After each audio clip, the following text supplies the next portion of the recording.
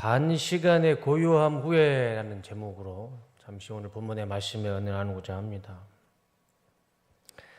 지난 계시록 6장의 말씀을 볼 때 좀 뭔가 좀 허전한 게 있었습니다. 왜냐하면 하나님께서 하나님의 권능의 오른손에 두루마리가 있으셨고 그것을 어린 양이신 예수님이 두루마리를 가지셔서 그 7개의 인을 하나씩 떼면서 7개의 인을 하나씩 떼면서 그 인을 떼면서 미래에 있을 일들을 다 말씀해 주셨어요. 근데 마지막 7개의 인을 안 떼시고 6장 말씀이 끝났습니다. 계시록 6장 12절과 13절 말씀을 보시면 그 어린 양이 6째 봉인을 뗄 때에 큰 지진이 일어나는 것을 보았습니다. 그런데 14절에 보시면 하늘은 두루마리가 말리듯이 사라지고 모든 산과 섬은 제자리에서 옮겨졌습니다. 그리고 6장이 끝났어요. 7번째 인을 떼시고 끝났어야 되는데 6번째 인을 떼시고 6장 말씀이 끝났어요. 원래 한국 사람들은 끝을 봐야 되는데 6장은 좀 아쉬웠습니다. 그런데 그 마지막 7번째 인을 7장에서도 안 나왔는데 8장에서 이 7번째 인이 나옵니다. 1절 말씀을 보시면 그 어린 양이 7째 봉인을 뗄 때에 8장 1절에 그 마지막 두루마리에 붙어 있는 그 인을 예수님께서 어린 양이신 예수님께서 그 인을 떼십니다. 그리고 난 다음에 하늘은 약 반 시간 동안 고요하였습니다. 이 표현이 참 많은 해석을 합니다. 반 시간 동안 고요하였습니다. 반 시간이면 어떤 시간일까요? 반 시간이면 한 30분 정도 되겠죠? 반 시간. 그러니까 예수님께서 7개의 마지막 그 두루마리 하나님 말씀의 인을 떼는 순간 하늘은 한 반 시간, 한 30분 정도 고요했어요. 하늘이 고요하다는 것은 그냥 온 세상이 잠잠하고 고요한 거죠.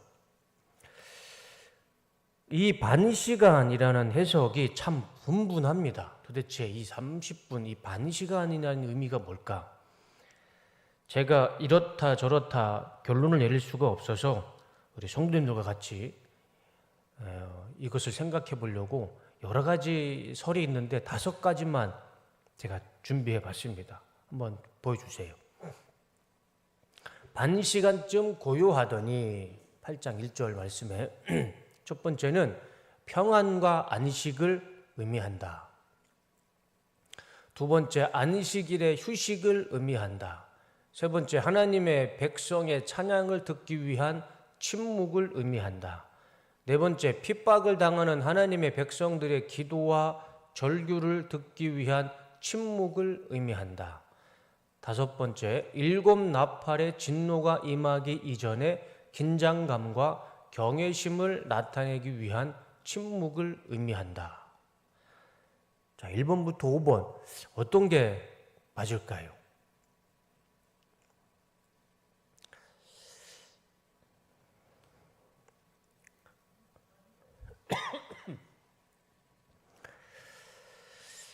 정확한 답은 모르겠습니다. 그때 되면 알겠죠? 주님이 오시면 뭔가 정확하게 알겠죠? 그런데 유대인의 반 시간이라는 것이 제가 한번 여기저기서 찾아보니까 유대인들에게는 이런 의미가 있습니다. 유대인들의 반 시간은 우리나라 개념으로는 30분인데 그런 개념이 아니고 예루살렘 성전에 그 제사를 드리고 의식을 드리는데 오전 의식을 드리는데 의식을 드리기 전에 이 반 시간 동안 제사를 드리기 전에 향을 피우는 시간이 유대인들의 반 시간이라고 그렇게 의식을 지낸다고 합니다. 그러니까 예배를 드리기 위해 30분 동안 우리가 찬양을 하는 것처럼 유대인들은 오전 의식을 드리기 전 반 시간 동안 이 성전에서 향을 피우는 시간을 유대인의 반 시간이라고 표현을 한답니다. 향을 피우는 시간.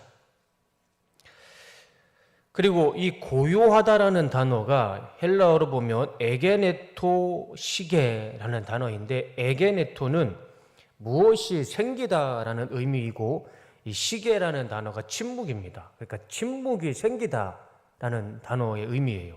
그런데 이 시게라는 단어 속에는 침묵이라는 단어 의미와 긴장감이라는 의미도 있습니다. 그러니까 긴장감이 생기다, 침묵이 생기다라는 의미가 있어요. 그러니까 이런 배경으로 말씀을 보면 제사 드리기 전에 30분, 그러니까 우리나라로 우리식으로 생각하면 제사 드리기 전에 짧은 침묵, 짧은 긴장감을 의미해 주죠. 아까 5가지 보기를 다시 한번 보여줘 보세요. 자, 그러면 이런 유대인들의 배경을 보고 한번 저 5가지 예를 들어보면 가장 가까운 답은 무엇일까요? 그렇죠? 5번에 가깝겠죠. 7 나팔의 진노가 임하기 이전의 긴장감과 경외심을 나타내기 위한 침묵. 7 나팔과 진노가 뭔지는 모르겠지만 하나님의 진노가 임하기 전에 잠깐의 이 긴장감, 침묵, 그것을 의미하지 않을까.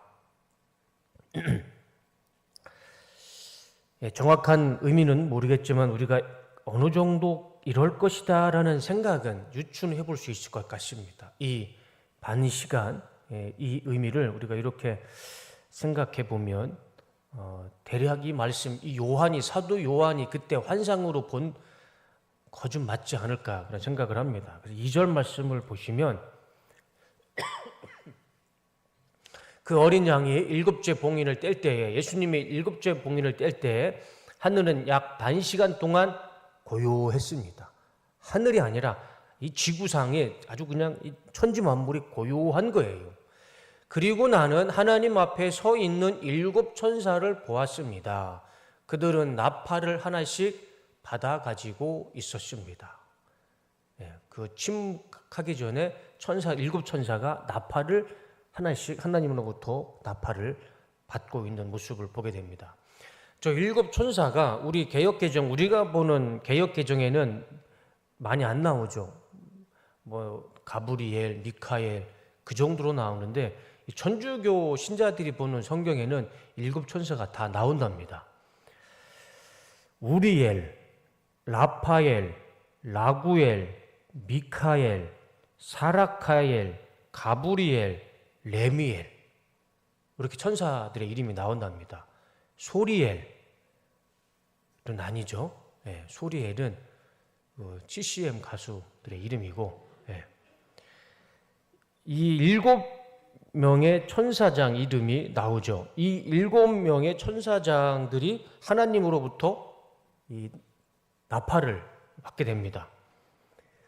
이 구약 성경에 보면 이 나팔은 하나님께서 지시를 합니다. 너희들은 나팔을 만들어라. 뭘로 만드냐면 이 양의 뿔로 만듭니다. 양의 뿔로 나팔을 만들어라. 하나님이 직접 지시를 하세요. 그리고 이 나팔의 용도도 말씀해 주십니다. 2가지 용도로 이 나팔을 쓰시죠. 첫 번째는 백성들을 모을 때 이 나팔을 붑니다. 그리고 또 하나는 무언가를 시작할 때, 전쟁이 시작될 때 나팔을 불고 전쟁을 시작합니다. 절기가 시작될 때 나팔을 붑니다. 백성들을 모을 때 나팔을 불었고 전쟁이 시작될 때, 절기를 시작할 때 나팔을 붑니다. 이게 하나님께서 구약 성경에 나팔을 만들었고 또 나팔을 사용했던 용도였습니다. 오늘 말씀을 보시면 1절과 2절 말씀을 보시면 천사들이 하나님으로부터 나팔을 받죠. 그리고 하나님 앞에 서 있습니다. 그러면 하나님이 천사들에게, 7 천사장들에게 나팔을 줬다는 의미는 무엇을 의미할까요? 하나님이 뭔가를 시작하시려고 천사장들한테 나팔을 주시지 않았을까? 그리고 그 잠깐 동안, 반 시간 동안 그래서 침묵이 있지 않았을까? 그래서 이 긴장감이 있는 그 반 시간 동안 침묵이 있고 온 세상이 침묵하고 긴장감이 감도는 그 시간을 이 사도 요한은 그 시간을 보지 않았을까? 그것을 1절과 2절에 그것을 보고 사도 요한은 이렇게 표현하지 않았을까? 그런 생각을 해보게 됩니다. 그리고 나서 이제 7절부터 우리가 읽진 않았지만 7절부터 첫 번째 천사가 나팔을 붑니다. 그리고 나서 우리가 상상할 수도 없는 일들이 막 행해져요. 15장까지 첫 번째 천사가 나팔을 불고 막 우리가 상상할 수도 없는 이 현상이 나타납니다.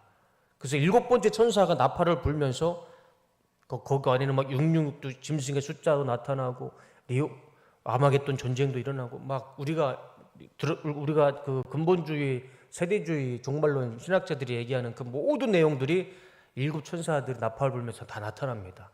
내용이 너무 방대하고 내용들이 뭐 환상이나 상징이나 비유가 너무 많기 때문에 그걸 1시간에 오늘 다 말씀드리기엔 너무 많아서 말씀을 못 드리지만 시간이 허락하는 한 천천히 한번 15장까지 7 천사들이 나팔을 불면서 무슨 일들이 일어나는지 사도 요한이 본 그대로 시간이 허락하는 한 한번 말씀을 천천히 보도록 하겠습니다. 그런데 그러기 전에 더 중요한 말씀이 있어요. 그건 우리가 이미 나중에 우리가 예수님께서 오시면 다 볼 일들이고 그건 사실 우리가 별로 중요하다고 생각하진 않아요.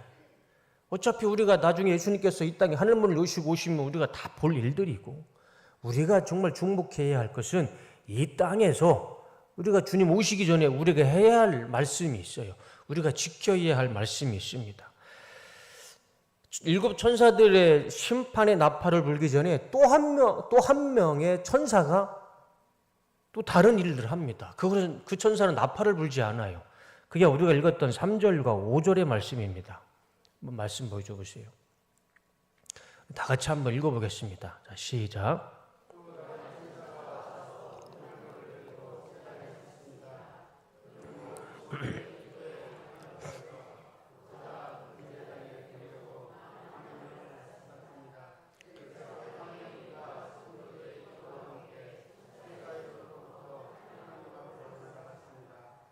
그 뒤에 그 천사가 향로를 가져다가 거기에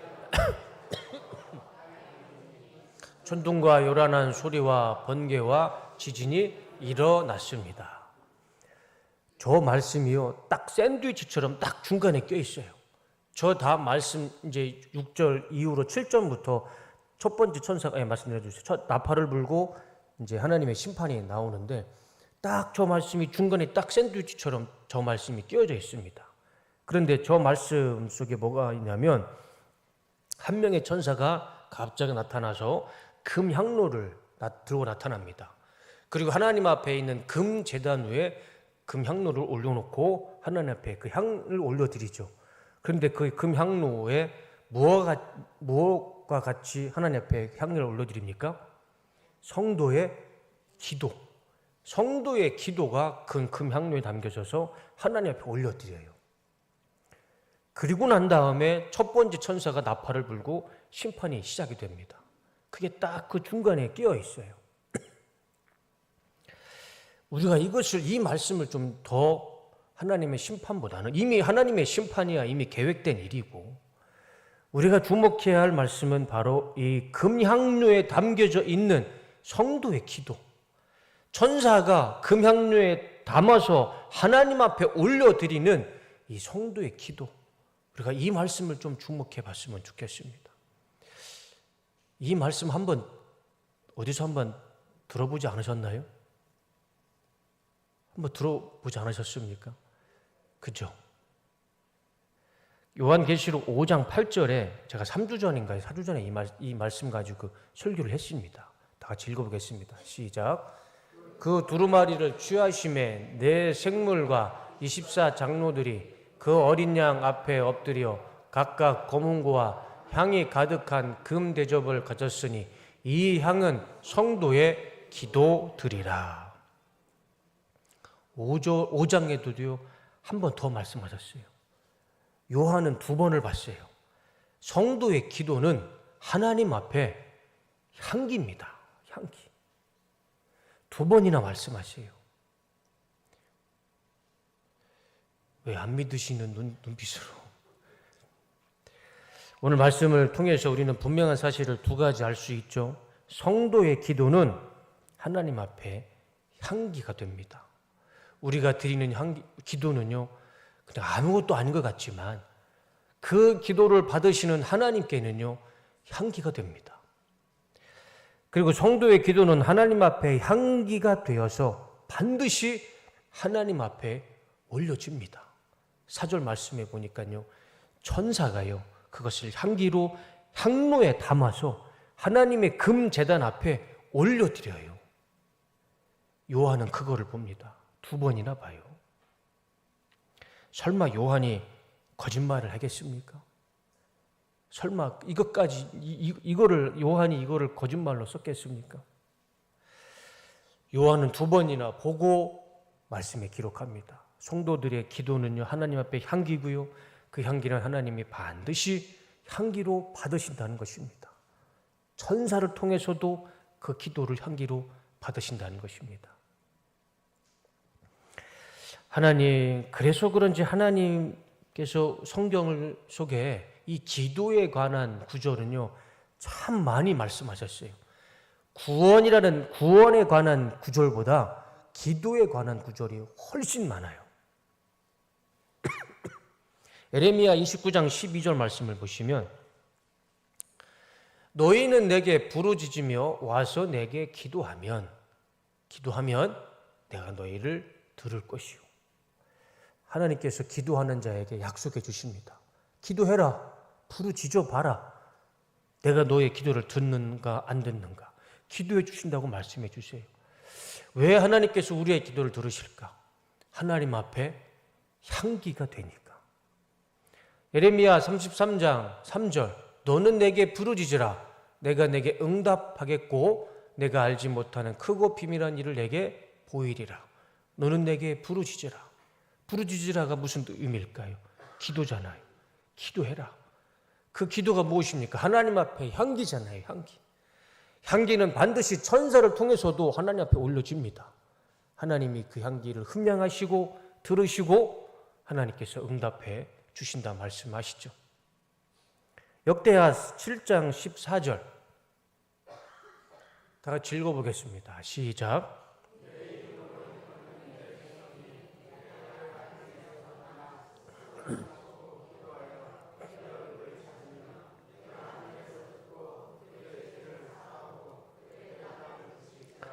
내가 스스로 낮추고 하나님 앞에 기도하면 하나님께서 하늘에서 들으시고요, 우리의 죄를 용서해 주시고요, 우리를 고쳐 주신답니다. 기도는 하나님 앞에 향기가 되고 천사를 통해서도 그 기도가 하나님 앞에 올려짐을 믿습니다. 그러니까 하나님이 응답해 주시죠.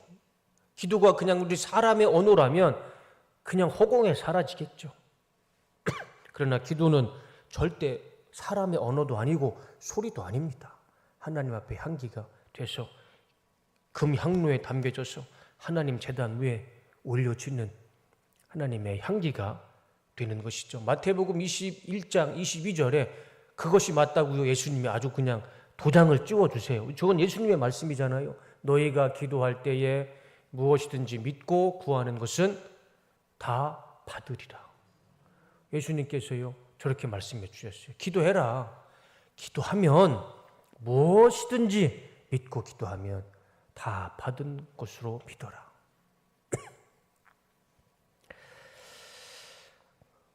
기도는 하나님 앞에 향기가 되고 반드시 하나님 앞에 올려지는 향기가 되고 흠양하시는 우리의 기도의 향기가 됨을 믿습니다. 이 사도 요한은 요한계시록에 2번이나 기도는 성도의 향기다라고 강조해 주고 있습니다.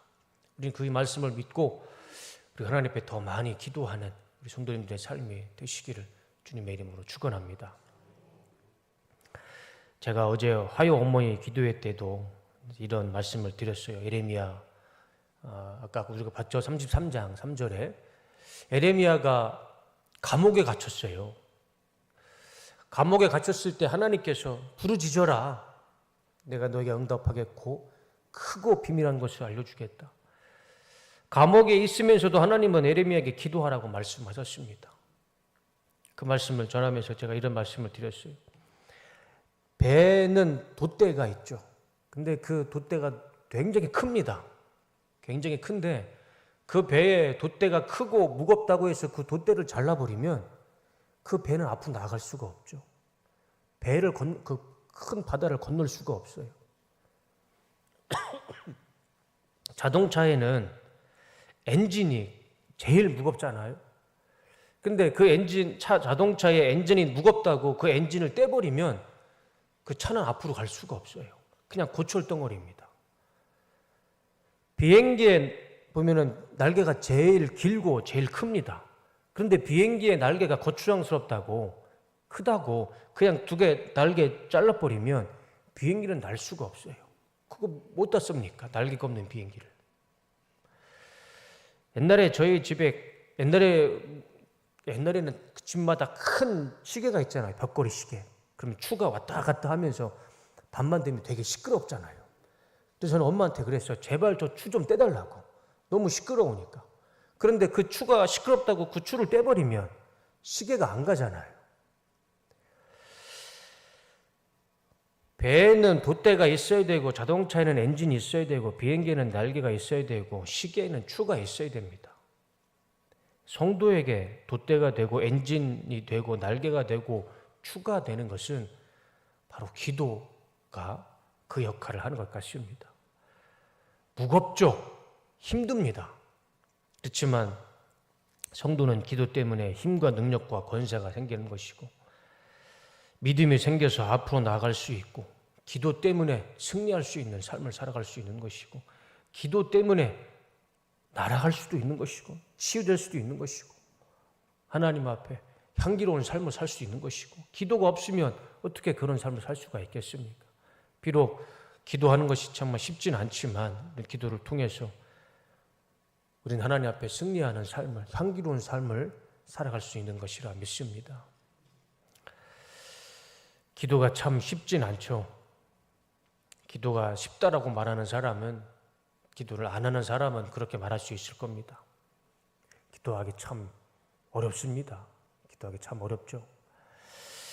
제가 확신하는데 기도가 쉽다라고 말하는 사람은 기도를 참 하는 둥 마는 둥 그렇게 하는 사람은 기도가 쉽다라고 말할 수 있는 사람일 겁니다. 기도만큼 어려운 신앙생활은 없는 것 같습니다. 기도가 어려우니까 로마서 8장 26절에 이런 말씀이 있는 것 같습니다. 다 같이 한번 읽어보겠습니다. 시작.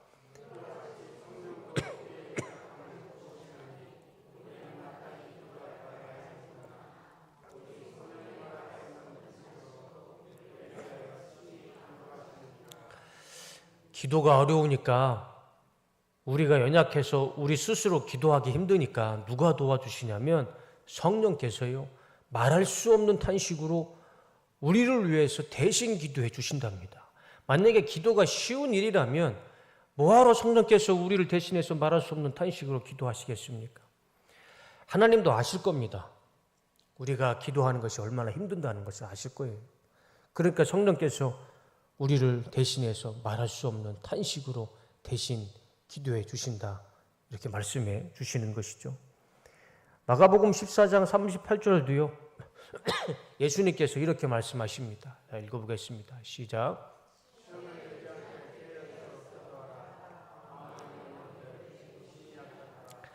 예수님도 제자들에게 똑같이 말씀하셨어요. 너희들이 깨어서 기도하는 게 쉽지 않다는 것을 제자들이 깨어서 기도하는 것이 쉽지 않다는 것을 예수님도 인정하셨어요.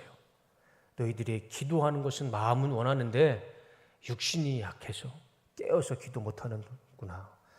예수님도 인정하셨다니까요. 우리가 기도는 하고 싶은 건 마음은 정말 원하지만 참 기도하는 게 그렇게 쉬운 일은 아닙니다. 로마서에서도 심지어 예수님도 성령님도 다 인정하시는 말씀이죠. 그리고 지난주에도 말씀드렸지만 오순절 다락방에 성령께서 임하시고 성령 충만을 처음 받은 이 120명의 성도 가운데 성령 충만을 받고 가장 먼저 하나님께서 주신 은사가 뭘까요? 다른 말을 하는 은사잖아요. 그게 바로 방언의 은사. 방언의 은사를 다른 말로 하면 기도의 은사죠. 방언을 뭐하러 받습니까? 그 기도하려고 방언의 은사 받는 거잖아요.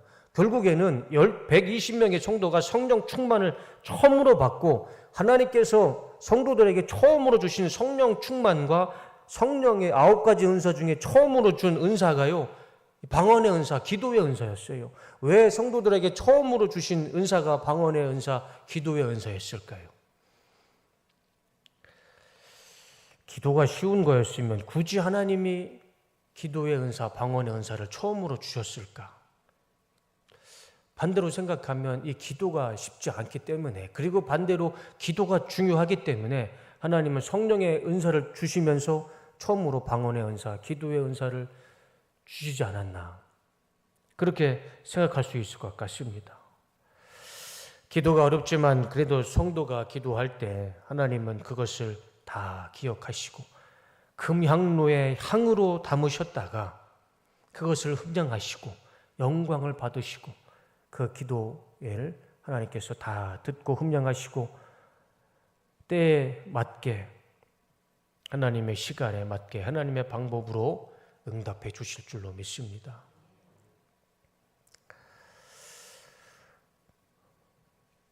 하나님은 3가지 경우에 향기를 받으신다고 성경에 기록되어 있습니다. 제가 한번 예전에 말씀을 드렸죠. 혹시 기억하시나요?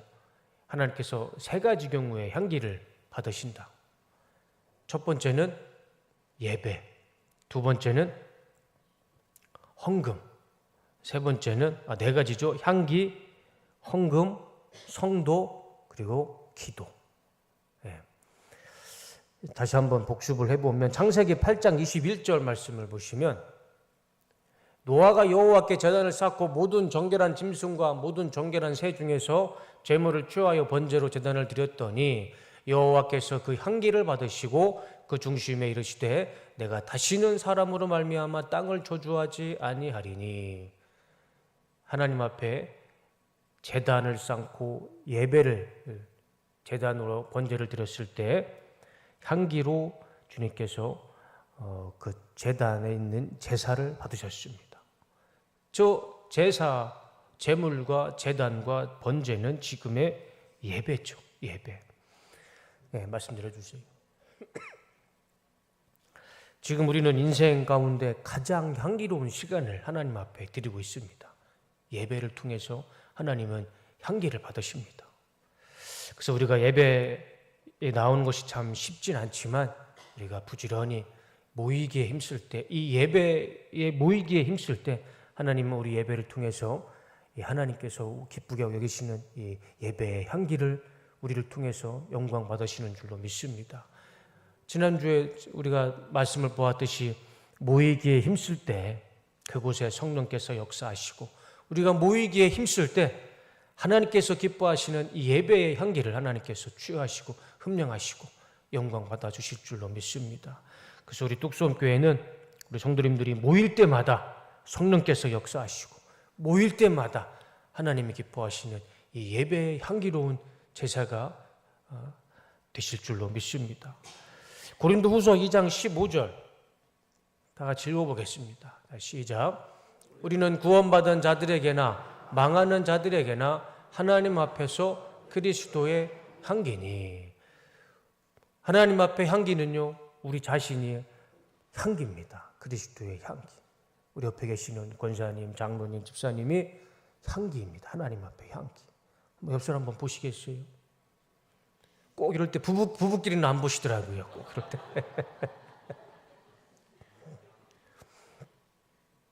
우리는 하나님 앞에 향기입니다.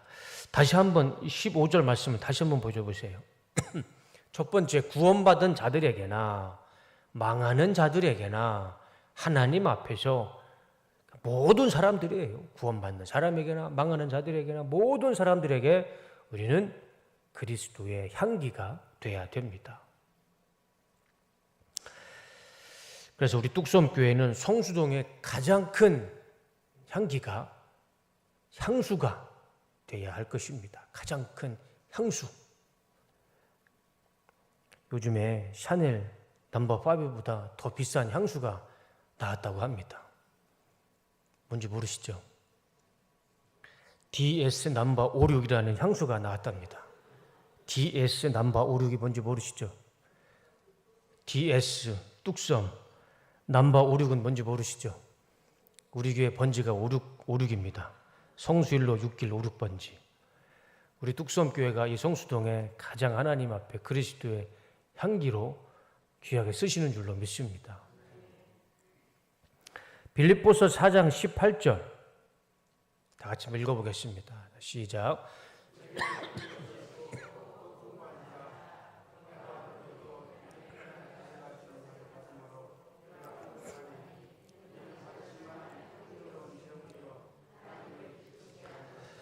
네, 첫 번째는 예배가 향기이고, 두 번째는 성도가 향기이고, 세 번째는 주님 앞에 드리는 예물이, 헌금이 하나님 앞에 향기로 올려집니다.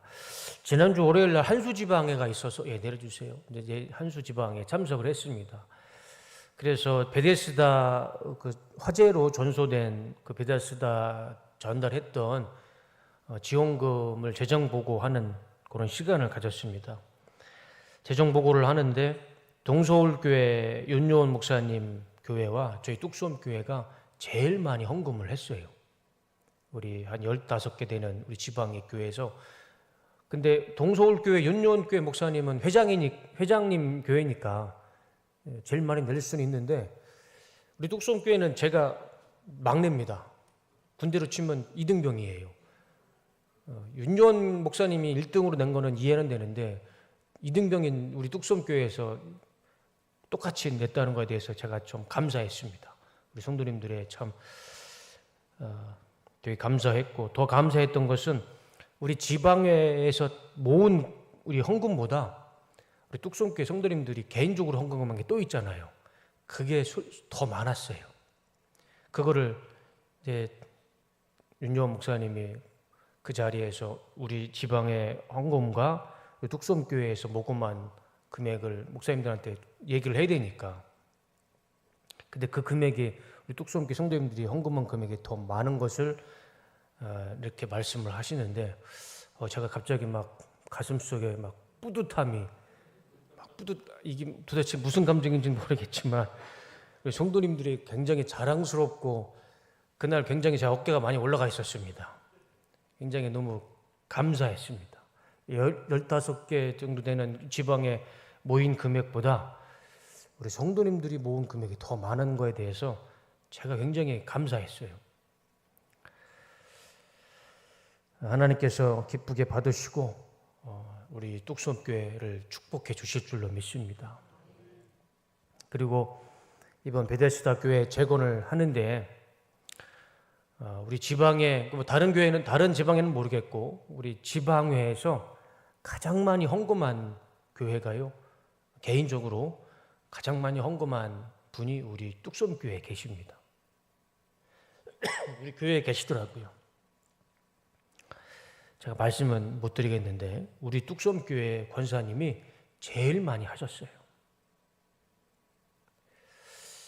그 이야기를 듣고 제가 이제 제 눈으로 확인했죠. 제 눈으로 확인하고 또 이야기도 들었죠. 근데 참 너무 감사했습니다. 너무 감사했고, 제가 그 얘기를 듣고 제가 하나님 앞에 기도했어요. 따지듯이 기도했습니다. 하나님, 우리 권사님을 꼭 축복해 주시옵소서. 제가 욕심 부리진 않겠습니다. 딱 1000배로만 갚아주십시오. 뒤에 공 9개만 붙여주십시오. 딱 9개만. 욕심 부리지 않겠습니다. 뒤에 9개만 붙여주십시오. 안 붙여주시면 저 한 달 동안 헌금 안 하겠습니다. 제가 그리고 그 권사님한테 엘리베이터에서 제가 권사님한테 말씀드렸어요. 아유, 권사님 왜 이렇게 많이 헌금하셨어요? 근데 권사님이 하나님이 이렇게 하셨다고 이렇게 기쁜 마음으로 하셨더라고요. 참 너무 감사했습니다. 막 여기까지 막 그 권사님의 이름을 얘기하고 싶은데 제가 지금 꾹꾹 참고 있습니다. 하나님께서 정말 1000배 이상으로 갚아주실 줄로 믿습니다. 본문 8장 3절과 4절 말씀을 보시면 다 같이 한번 읽어보겠습니다. 시작. 또 다른 천사가 와서 금향로를 들고 제단에 섰습니다. 그는 모든 성도의 기도에 향을 더해서 보좌 앞 금제단에 드리려고 많은 향을 받았습니다.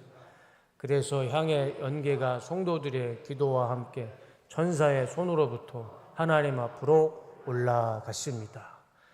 사도 요한이 본 것은 분명합니다. 천사가 금향로를 들고 하나님 앞에 올려드렸는데 그게 바로 성도의 기도였습니다. 성도의 기도. 한 번을 봤으면 우리가 좀 의심할 만도 한데 요한이 2번을 봤어요. 분명합니다. 우리가 기도하는 것은 하나님 앞에 향기로 올려드리는 기도의 제사일 것입니다. 기도의 향기일 것입니다. 그리고 7 천사가 나팔을 불기 전에 반 시간 동안 고요한 시간이 있었습니다. 그때 천사 한 명이 금 향로를 가지고 이 성도들의 기도를 올려드렸어요. 그 반 시간 동안. 그리고 나서 7 천사가 나팔을 불고 하나님의 심판이 이어졌습니다. 어쩌면 하나님은 이 마지막 심판하시기 전에 마지막으로 이 성도들의 기도를 영광으로 받으시고 하나님이 마지막 성도들의 기도로 영광을 받으시고 심판을 하시지 않았을까. 그래서 제가 설교의 제목을 이렇게 지었던 겁니다. 반 시간의 고요함 후에. 성도의 기도는 하나님 앞에 향기가 되는 것이고 이 향기로운 기도를 하나님께서는 흠량하시고 영광을 받으시는 줄로 믿습니다. 우리는 더 열심히 최선을 다해 기도가 힘들죠. 오죽 힘들었으면 성령께서 말할 수 없는 탄식으로 우리를 대신해서 기도해 주신 만큼 기도가 힘들겠습니까?